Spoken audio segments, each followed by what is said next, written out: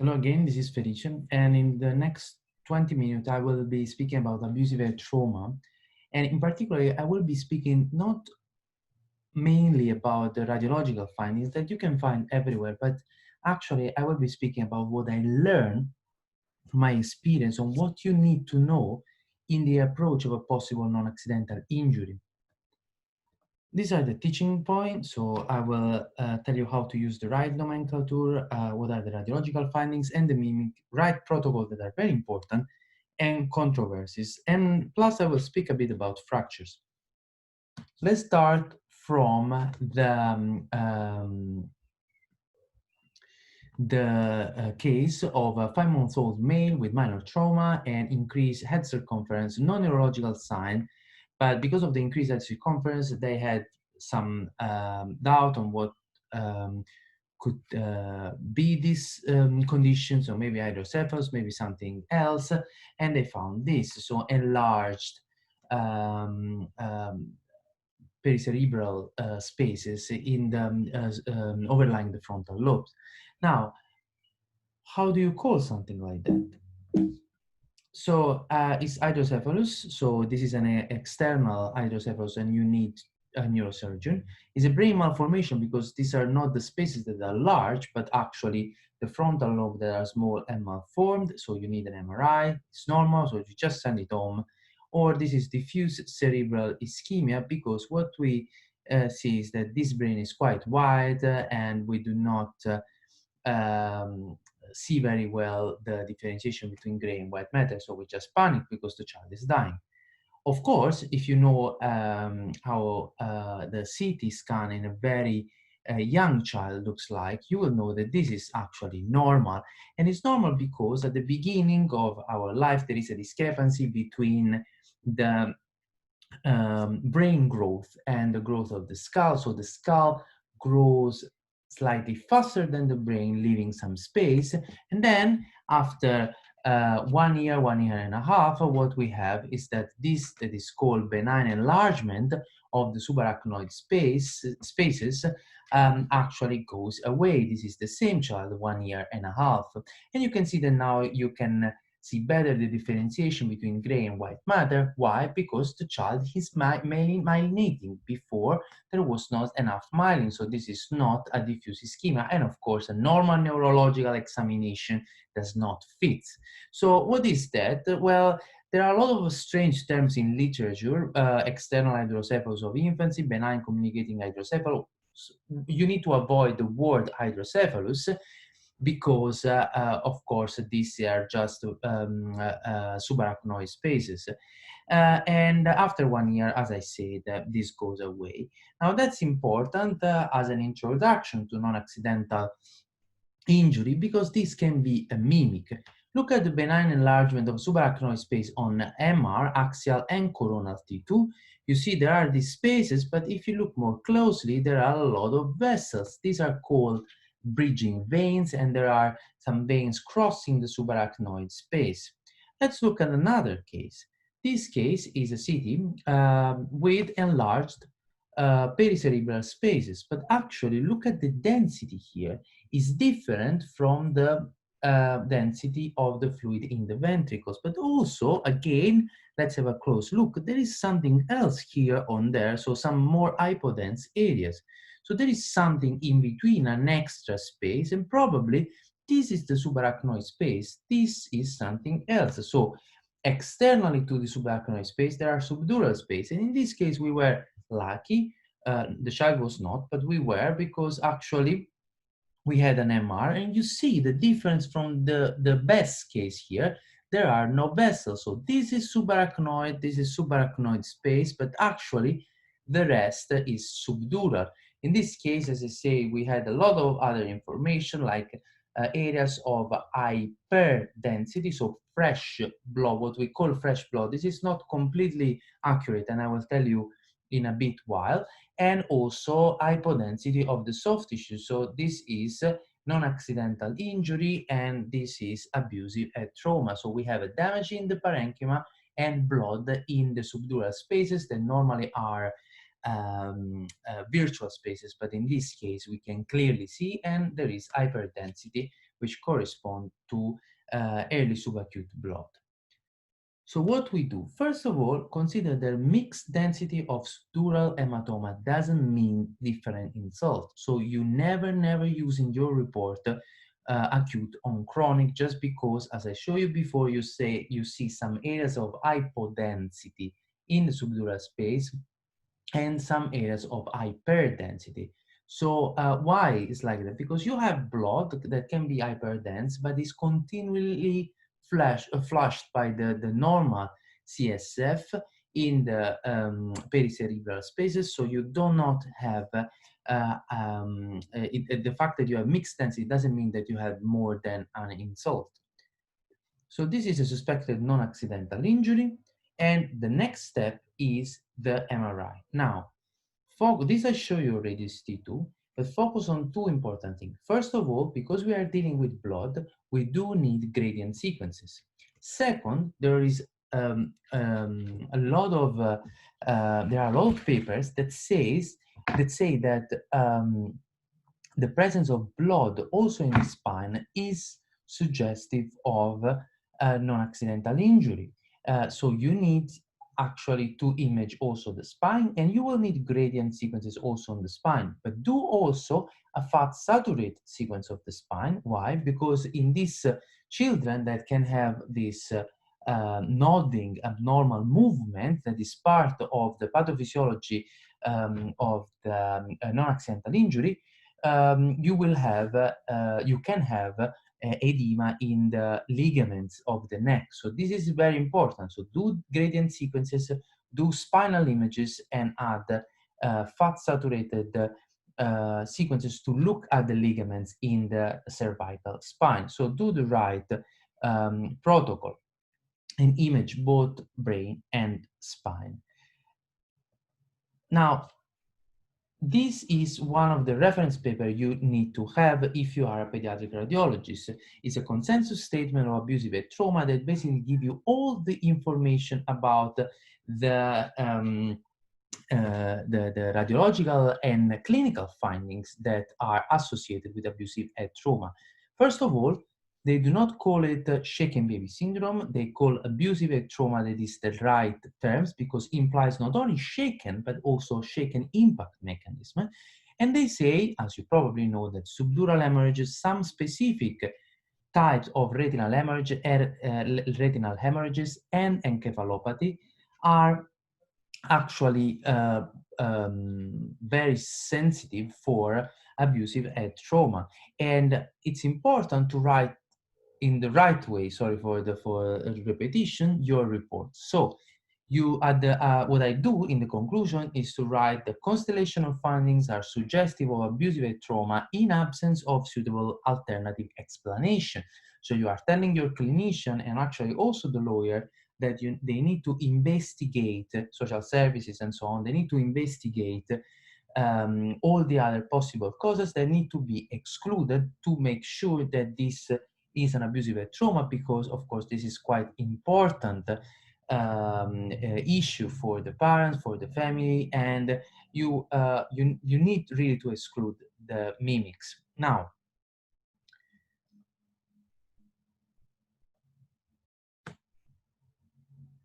to understand the mechanism, I want to show you this a small video, which is not available on this code, but I have it here.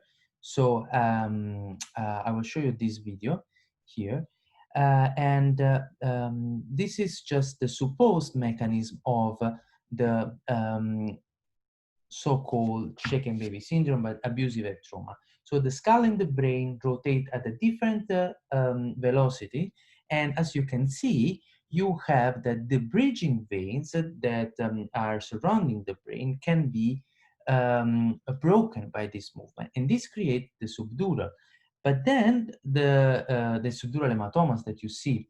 But then, of course, the same movement creates also the hemorrhagic changes in the retina that are very specific. So ask your ophthalmologist to comment on whether or not these are changes that we expect in non-accidental injury because we have several kinds of retinal hemorrhages, and of course this creates also some problem in the brain tissue, in the axon, that can explain the encephalopathy and the tearing injury, so this laceration of the brain that we see in these children. And this is the reference of this YouTube video that I took from YouTube. So if you want to see it again, see this registration or look at the YouTube. So this consensus paper that you will find in pediatric radiology has several conclusions. Abusive head trauma is the most accurate term, as I told you already.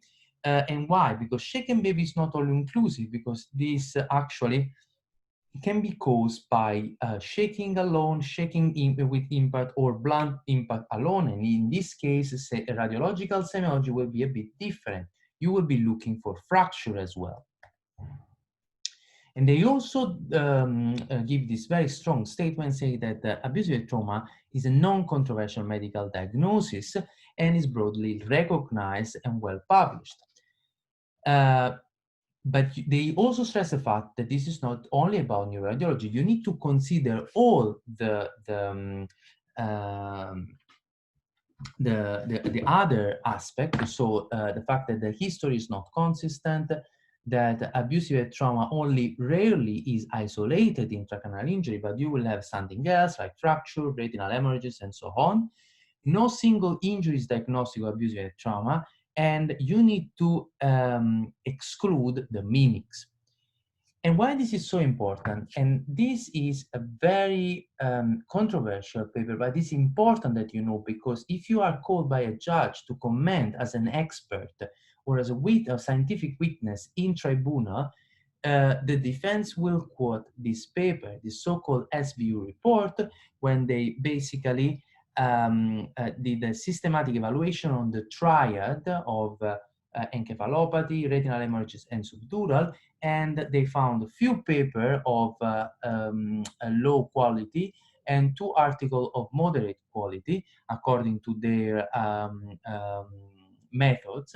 And they conclude that there is insufficient scientific evidence on which to assess the diagnostic accuracy of the triad in identified traumatic shaking. So they do not say non-accidental injury and abusive trauma does not exist. They say the triad is not a very good indicator of traumatic abusive injury. And that these things is based, according to them, on very poor scientific evidence. Now, it's important that you know this because they will quote and you need to know how to answer. And there are actually a lot of responses that have been produced against this paper, questioning the method of this paper. The most important one is the response for the RCPCH, which is the Royal College of Pediatrics and Child Health. And it's important because this SBU report hits the news, and also the public opinion is questioning the validity of the scientific evidences about the abusive trauma. So when I first heard about the SBU report and I read it, I found quite puzzling that there was a meta-analysis, a review saying the triad is not very important, and the consensus paper from a lot of scientific societies basically saying that abusive trauma is not a controversial radiological diagnosis. So you need to understand what are the main criticisms to the SBU report. So you need to understand what is wrong with the SBU report so you can tell that to your clinicians, to your fellow, and to the judge or the lawyers if they ask about that. So what they did in this paper, which really should have with you, is that they identified that they did not consider the abusive trauma like a complex, multidisciplinary entity, but they focus on the triad. So an isolated triad is the wrong question. Another problem is that traumatic shaking is never isolated, so they made up an entity. And they misquoted a lot of references. This is just one for Parks, but there are other on retinal hemorrhages as well. So there are a lot of flaws. Plus, the encephalopathy was not defined in method, but the encephalopathy is an entity that is critical in the trial. So they introduces a very bad search term bias. So there were a problem in the definition of the searching criteria. And this is very important, the gold standard would be only admitted or witnessed traumatic shaking. This has to say that everyone in jail should be in jail because he's accused of a crime, not because the judge evaluated all the evidences, but because he confessed. So everyone who did not confess should be out of jail or not charged for a crime, which is, of course, a very unrealistic gold standard. So this implies that in absence of admitted or witnessed traumatic shaking, there was no shaking at all, which is, of course, a big problem because most of the cases are not witnessed and the parents do not admit that. Finally, in their search strategy, they did not include encephalopathy.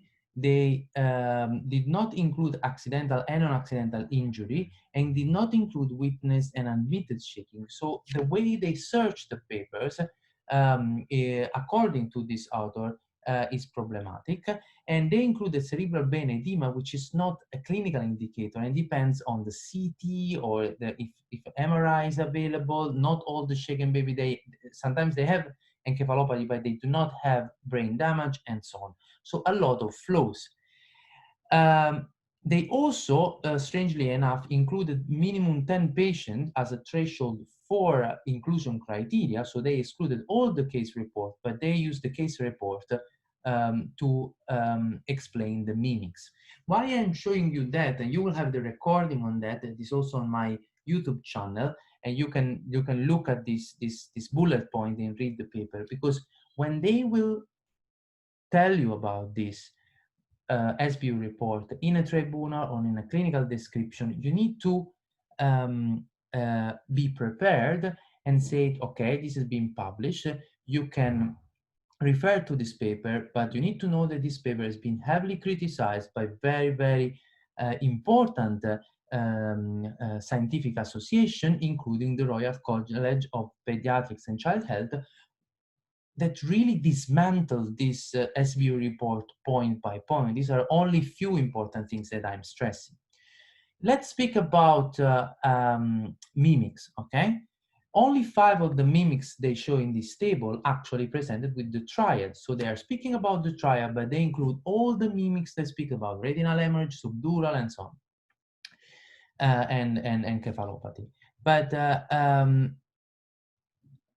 these are some of the disease they have the triad. So K vitamin deficiency delta storage pool diseases that are pro-hemorrhagic disease, so disease of the coagulopathy that are easily picked up on labs examination. Hepatitis, and I will show you this case, vascular malformation, and the one is not here is immunological diseases. So everything is very different. The clinical content is very different. But for instance, look at the hepatitis. If you download the paper they are quoting, this spontaneous subdural bleeding with retinal hemorrhage and encephalopathy in this hepatitis, you have something like that. So a large, extremely large unilateral subdural to the secondary to the coagulation problem that created a massive shift of the brain and that of the patient. But we never have this in shaking. So if you look at the single things, this is not a mimic, this is completely different, and a clinician can easily distinguish the two entities. So another flaw of this paper is related to the mimics that they quote. Also, regarding retinal hemorrhage, they do not take in any account the type of retinal hemorrhage, while we know that there is specific characteristic of the retinal hemorrhage that is like to say, and this is very interesting in this paper from Dr. Levin, that to ignore the differences between different retinal hemorrhages, like saying that a rose is not different than any other flower. And there is an extremely high positive predictive value of multi-layer, numerous retinal hemorrhages extending to the ora serratum and associated with retinoschisis in comparison to small retinal hemorrhage that you have for other causes. And they also misquote some references, as I said before, related to retinal hemorrhage. They also use adult literature. So again, if you do go into details, you understand that the SBU report has really a lot of problems. So in conclusion, they say that abusive head trauma is the most common cause of retinal hemorrhage in young children beyond neonatal period, and certain retinal findings make the likelihood of abusive head trauma very, very high. So this is about the SBU report. So I told you about the controversies. I told you about what kind of protocol you should use. Now, they will ask to time the lesion. You never time the lesion. This paper is very, very important, and they basically demonstrate, as you can see here, that on CT, the blood can be hyperdense till 2 weeks. So you have 2 weeks window. So it's very difficult to comment on a very short time period. And to say this blood is acute, you need the clinical context, again, multidisciplinary impact. Also, if you have a rebleed, you can have up to 40 days hyperdense blood. So it's do not date the blood, not even on CT. Even more complicated, as you can see here, in MR. So never, never, never date the blood on CT. The hyperdense blood can be present between 1 day, actually 0 day, and 2 weeks. This is about CT findings, and you can see you can have mixed heterogeneous density in all the stages of development of the subdural, from hyperacute to acute on chronic to subdural chronic hygroma. So again, another demonstration looking at the literature that you cannot date the blood. And here, hypo or heterogeneous can be any time. Finally, the only thing you can say is that when you have membrane, this is relatively old. So the only thing is that after 10 days, you start to have the formation of this membrane in the subdural. As you can see here, the subdural becomes heterogeneous, complex with this loculation that is the membrane formation that was never observed before 10 days, not even on pathological examination. So if you say membrane, if you see membranes, again, you cannot say much, but at least you can say that this is not an acute problem. Finally, and this is very important, I spoke about subdural and about the controversies about the triads, retinal hemorrhage, but this implies more a shaken mechanism. But I told you before that when we say abusive head trauma, we imply shaken and also impact mechanism, a blunt trauma. And again, I want to suggest you some important references. This is about fracture, because if you have a blunt trauma, you have basically, you can expect a fracture. And what they say, these authors, is that the more complex the fracture, with the multiple complex, depressed, more than 3 millimeter wide, more than one skull bone involved, the more likely is that to be non-accidental, because this implies a very high force. And of course, if a child is just fell down from a bed or from low height, is more difficult to have very complex fracture, because the impact is not a high velocity impact. However, this is a very old paper in German,